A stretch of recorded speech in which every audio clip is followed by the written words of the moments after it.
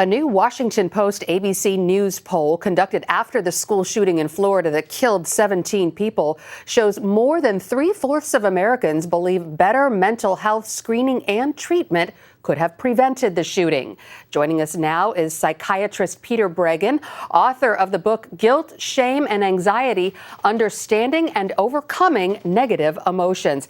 Good to see you, Dr. Breggin. So as a psychiatrist, particularly one who deals so closely with troubled young people, when you first heard about the shooting in Florida, what went through your mind? Well, one of the things that went through my mind is, oh, God, they're going to call for more psychiatry instead of really looking at what the issues are. Our children don't need more psychiatry. We have this giant social experiment going on of drugging our children.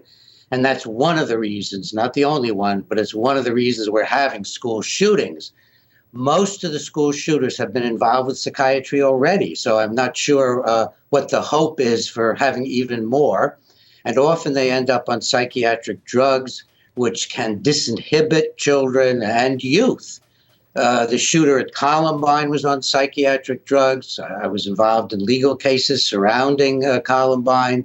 The shooter at Aurora was recently on psychiatric drugs and driven over the edge by them. So getting our kids into psychiatry is not what is needed. We need to get psychiatry out of the lives of our children. We need to get the parents into the lives of our children. One of the problems now is that a parent feels like they're not responsible for the trouble of their children because it's, quote, a mental illness, when it is, in fact, usually issues in the family. The way to heal our children is through strengthening the family. That's number one. We have to do that.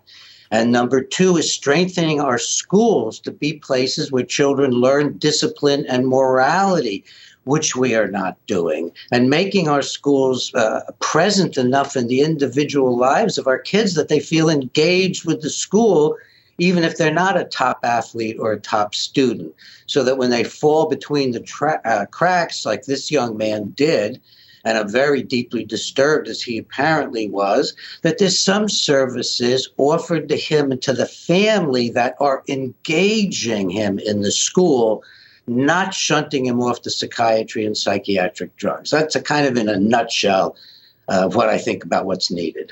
A lot of people look at this case and it just boggles the mind. What motivates a person like this to commit such a horrific crime? And we know that when it comes to high school shootings, that Columbine was the worst with 15. Now this one tops that at 17. Do you think there's someone out there who wants to top even that, who's motivated to do something like that?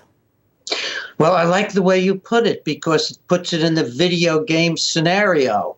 Who's going to top this and who's going to top that? That's another issue where we are really abusing our children by not taking charge of what they watch and what they do in their spare time, which now becomes a lot of their time.